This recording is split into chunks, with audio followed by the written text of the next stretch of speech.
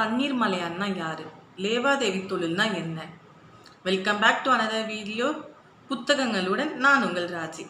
இந்த வீடியோவில் சிங்காரம் அவர்கள் எழுதின கடலுக்கு அப்பால் புக்கோட புக் ரிவ்யூ தான் பார்க்க போகிறோம். Let's get started. வெளிநாடு வாழ் தமிழர்களினுடைய வாழ்க்கையை பற்றி முதல்ல தமிழில் வெளியான நாவல் கடலுக்கு அப்பால் சிங்காரம் அவர்களுடைய நாவல். நான் சீர் வாசகர் வட்டத்தில் இந்த புக்கு 50 ரூபாய்க்கு மாணவர் ஸ்பெஷலாக ஆஃபர் போட்டிருந்தாங்க. அப்போ இந்த புக் நான் வாங்கினேன். ஸோ இந்த புக்கை பற்றி பார்ப்போமா? இந்த புக்கோட கதாநாயகன் லெஃப்டினன்ட் செல்லையா. இவர் இந்திய தேசிய இராணுவத்தில் லெஃப்டினண்ட்டாக வேலை பார்க்குறாரு. இவர் இந்த கதை ஃபுல்லாகவே மலேசியாவில் தான் நடக்கும். மொத்தம் இதில் 4 கேரக்டர் முக்கியமான கேரக்டராக இருப்பாங்க. ஒன்று நம்ம லெஃப்டினன்ட் செல்லையா, அவர் தான் கதாநாயகன். அதுக்கப்புறம் வைரமுத்துன்னு சொல்லிட்டு ஒருத்தர் இருப்பார். ஆனால் அவர் எல்லாருமே வானாயினான்னு கூப்பிடுவாங்க. அதுக்கப்புறம் வானாயினாவோட மனைவி காமாட்சி அம்மாள். அதுக்கப்புறம் அவங்களோட பொண்ணு மரகதம். நம்ம லெஃப்டினன்ட் செல்லையா முதல்ல இது மாதிரி வானாயினாவோட கடையில் வேலை பார்க்கறதுக்காக தான் வந்திருப்பார். ஸோ அதில் லேவாதேவி தொழிலுங்கிறது இந்த வட்டி கூறுற தொழில் இருக்குல்ல, அதனால் லேவாதேவி தொழில்னு இவங்க சொல்லுவாங்க. அதில் மட்டுமே இந்த வேலை பார்க்குற ஆட்களை 2 வகையாக பிரிச்சிருப்பாங்க. ஒருத்தர் பெட்டியடி பையன், அப்புறமா இன்னொன்று அடுத்தாள். நம்ம செல்லையா அடுத்தாளாக தான் வேலை பார்த்துருப்பாரு. இந்திய தேசிய இராணுவம் அங்கே ஸ்ப்ரெட் ஆகும்போது அந்த ஐடியாஸ்லாம் இவருக்கு பிடிச்சி போய் இவர் அந்த இந்திய தேசிய இராணுவத்தில் சேர்ந்துருப்பார்.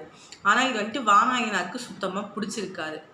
இப்போ 2ஆம் உலக போர் டைமில் அங்கே வார்லாம் நடக்கும். இவர் இந்த இந்திய தேசிய இராணுவத்திலேருந்து இது மாதிரி ட்ரைனிங்க்கு நிறைய ஊருக்கெலாம் போயிட்டு இப்போ மறுபடியும் பினாங் துறைமுகத்துக்கு இறங்குவார். பினாங் மலேசியாவில் இருக்கிற ஒரு ஏரியா. அங்கே இருக்கிற ஒரு கடற்கரையில் இவர் இறங்குவார். இப்போ இறங்கினோடனே ஃப்ரெஷ் ஆகிட்டு இவர் முதலாளியை பார்க்குறதுக்கு போவார். முதலாளியை பார்க்குற அவரை பார்க்கல, அவர் பொண்ணு மரகதம்மை பார்க்க. மரகதமுக்கு செல்லையாவை பிடிச்சிருக்கும், செல்லையாவுக்குமே நம்ம மரகதம்மை பிடிச்சிருக்கும். ஆனால் 2 பேருமே சொல்லிக்க மாட்டாங்க. ஸோ இப்போ முதலாளி வீட்டுக்கு போவாது. அங்கே காமாட்சி அம்மாள் இருப்பாங்க. அவங்க வாப்பா எப்படி இருக்க, இந்த வாரம் எப்போ முடியலான்னு கதை கேட்டுட்டு இருப்பாங்க இவர்கிட்ட. அவங்க இது மாதிரி வானாயினா கூட இருக்கிறதுக்கு தான் வந்திருப்பாங்க, லீவுக்கு தான் வந்திருப்பாங்க மலேசியாவை சுற்றி பார்க்க. ஆனால் அந்த டைமில் இங்கே வார் ஸ்டார்ட் ஆகிடும். உடனே இவங்களால் திருப்பி போக முடியாது, கப்பல் போக்குவரத்து சுத்தமாக இருக்காது. உடனே இவங்க இங்கேயே ஸ்டே பண்ணியிருப்பாங்க. எப்பப்பா மறுபடியும் இந்தியாவுக்கு கப்பல் விடுவாங்க, எப்போ நாங்கள் போக முடியும்னு கேட்கும் போது இன்னும் டைம் ஆகும் அதுக்கு அப்படின்னு சொல்லிட்டு அவர் பேசிகிட்டு இருப்பார். நம்ம வானாயினாக்கு ஒரு பையன் இருந்திருப்பான், வடிவேல்னு. குண்டு வீச்சாப்போ ஜப்பான் போட்ட குண்டில் இவரும் வடிவேலுங்கிறவர் இறந்துருப்பார். அதுக்கப்புறம் இவருக்கு ஒரே ஒரு பொண்ணு மட்டும்தான் இருப்பாங்க, மரகதம். இப்போ அங்கே மலேசியாவில் ஜப்பானுக்கும் பிரிட்டிஷ்க்கும் ஒரு போர் போயிட்டு இருக்கும். இந்த போரில் ஜப்பானியர்கள் தோல்வி அடைஞ்சிருவாங்க. பிரிட்டிஷ் மலேசியாவை கைப்பற்ற ஆரம்பிக்கும். அப்போது மலேசியாவில் கொலமுடான்னு சொல்லிட்டு ஒரு ஏரியா இருக்கும். அங்கே இருக்கிற தமிழர்கள் எல்லாம் வெளியில் போங்கன்னு சொல்லியிருப்பாங்க. உடனே இந்த இந்திய தேசிய இராணுவத்தை சேர்ந்த ஆட்கள்லாம் போயிட்டு அங்கே இருக்கிறவங்களாம் பத்திரமா வெளியேற்றணும் அப்படின்னு சொல்லிட்டு போவாங்க. இப்போ அவங்க போகும்போது அவங்களுக்கு ஒரு செய்தி வரும், இது மாதிரி நேதாஜி இறந்துட்டாரு. ஸோ அவருக்கு அப்புறம் இந்த இந்தியன் நேஷனல் ஆர்மியை எடுத்து நடத்துறதுக்கு அங்கே ஆள் இருக்க மாட்டாங்க. யார் கமெண்ட் கொடுக்கணும்னு தெரியாது, என்ன பண்ணணுன்னே தெரியாது. உடனே அவங்க குழுவில் இருக்க உறுப்பினர்கள் கூடயே பேசி கலந்து ஆலோசனை பண்ணிவிட்டு இவங்க இது மாதிரி 2 டீமாக பிரிச்சுட்டு, ஒரு டீம் செல்லையா டீம், இன்னொரு டீம் ஒருத்தர் இருப்பார்.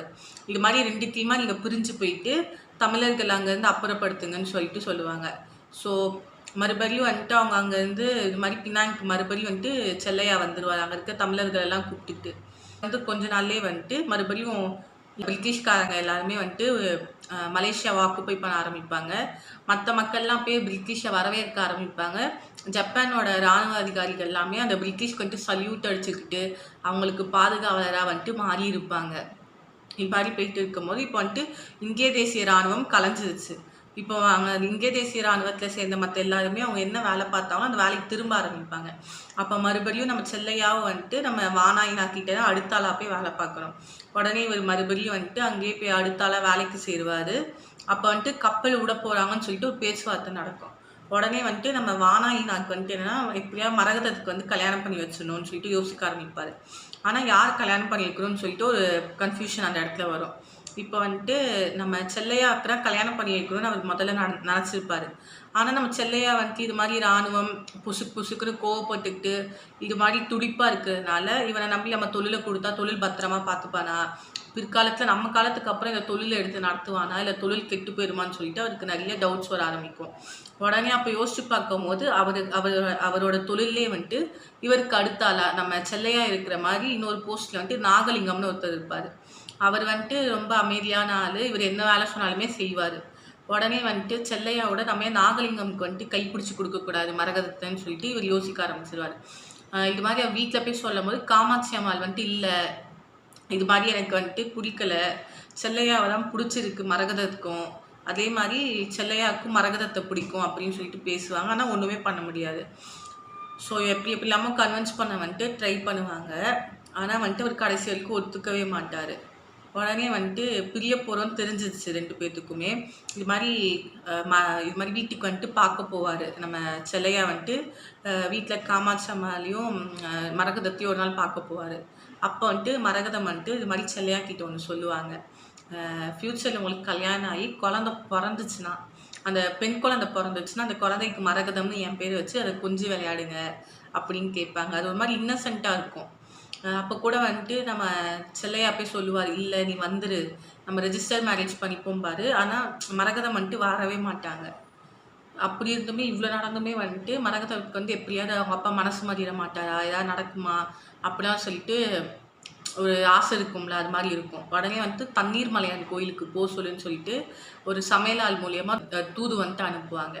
தண்ணீர் மலையான்னு இவங்க யாரை குறிப்பிக்கிறாங்கன்னா முருகரை தான் வந்துட்டு சொல்லுவாங்க. மலேசியாவில் இருக்கிற ஒரு குகை இருக்கும், அந்த குகைக்குள்ளே இருக்க முருகரை வந்துட்டு தண்ணீர் மலையான் அப்படிம்பாங்க. ஸோ இவங்க என்னென்னமோ மாற்ற முடியுமான்னு சொல்லிட்டு அவரும் வந்துட்டு வாரம் கோவிலுக்கெலாம் போய் வேண்டுவார், ஏதாவது மாற்றம் நடக்குமா, இது மாதிரி சேர்ந்துட மாட்டோமான்னு சொல்லிட்டு 2 பேருமே வந்துட்டு அவ்வளோ யோசிப்பாங்க. கஷ்டத்துலேயே இருக்கிற 2 பேரும் சோகத்திலே இருப்பாங்க. ஆனாலும் வானாயினாக்கு வந்துட்டு மனசு இறங்காது. இவ்வளோ நடந்ததுக்கப்புறம் வந்துட்டு ஒரு நாள் இது மாதிரி கப்பல் விட போகிறாங்க அப்படின்னு செய்தி வந்துடும். உடனே வந்துட்டு இவர் தனியாக செல்லையாவை கூப்பிட்டு வானாயினா பேசுவார். இது மாதிரி மறுபடியும் கப்பல் விட போகிறாங்க, நான் வந்துட்டு தமிழ்நாட்டுக்கு போகிறேன், நான் மரகதம் காமாட்சி நாகலிங்கத்தையும் கூப்பிட்டு போகிறோம், இது மாதிரி தமிழ்நாடுக்கு போன உடனே இது மாதிரி கல்யாணத்தை முடிச்சுட்டா நாங்கள் திரும்பி வருவோம் அப்படின்னு சொல்லிட்டு அவர் சொல்லுவார். அது மட்டும் இல்லாமல் நான் உனக்கு ஒரு நல்ல தொழிலாக வச்சு தரேன், ஒரு நல்ல பொண்ணாக பார்த்து உனக்கு கல்யாணம் பண்ணி தருவோம், நீவே எனக்கு பையன் மாதிரி அப்படிலாம் பேசுவார். ஆனால் நம்ம செல்லையாவுக்கு வந்துட்டு அது உடன்பாடு இருக்காது. அவர் வந்துட்டு மரகதத்தை மட்டும்தான் காதலிச்சார். மரகதமே இல்லைங்கிறப்போ அந்த இடத்துல வேற ஒரு பொண்ணை வச்சு பார்க்குறதுக்கு அவருக்கு மனசு வராது. உடனே இல்லை முதலாளி, நீங்கள் போயிட்டு வர வரைக்கும் நான் பார்த்துக்கிறேன் தொழிலை, நீங்கள் போயிட்டு வந்ததுக்கப்புறம் நான் வந்துட்டு வேலையை விட்டு நின்றுறேன், வேறு வேலைக்கு போகிறேன், இது மாதிரி என்னால் வேலை பார்க்க முடியாதுன்னு சொல்லிட்டு சொல்லிடுவார்.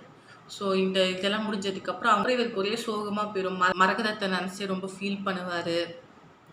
அந்த இடத்துல லாஸ்ட்டாக வந்துட்டு இந்த புக்கை வந்துட்டு ஒன்று சொல்லி முடிச்சிருப்பாங்க. ஸோ அந்த லைன் என்னென்னா எனக்கு ரொம்ப ஒரு மாதிரி மோட்டிவேஷனாக இருந்துச்சு. மனிதனால் தாங்க முடியாத துயரம் என்று சொல்வதற்கு எதுவுமே இல்லை. மனதை இழக்காத வரையில் நாம் எதையும் இழப்பதில்லை முற்றும். ஸோ அது கரெக்ட் தானே, மனுஷனால் தாங்க முடியாத துக்கம்னு ஒன்றுமே இல்லை. நம்ம மனசை இழக்காத வரையில் நம்ம எதையுமே இல்லை, நம்ம இழப்பதில்லைன்னு சொல்லிட்டு இந்த புக்கை முடிச்சிருப்பாங்க. இப்போ நீங்கள் இந்த புக்கில் இதை மட்டும் இல்லாமல் இந்த போரால் நடந்த நிறைய இழப்புகள், காதல், இதை பற்றி நிறையாவே வந்துட்டு நடிப்பாங்க இந்த கதை மூலியமாக. ஸோ நீங்கள் என்ன நினைக்கிறீங்க, மரகதமும் செல்லையாவும் சேர்ந்துருக்கணுமா, இல்லை அவங்க பிரிஞ்சது சரிதானா? உங்களுக்கு வந்துட்டு என்ன தோணுதுன்னு சொல்லிட்டு கமெண்ட்டில் ஷேர் பண்ணுங்கள்.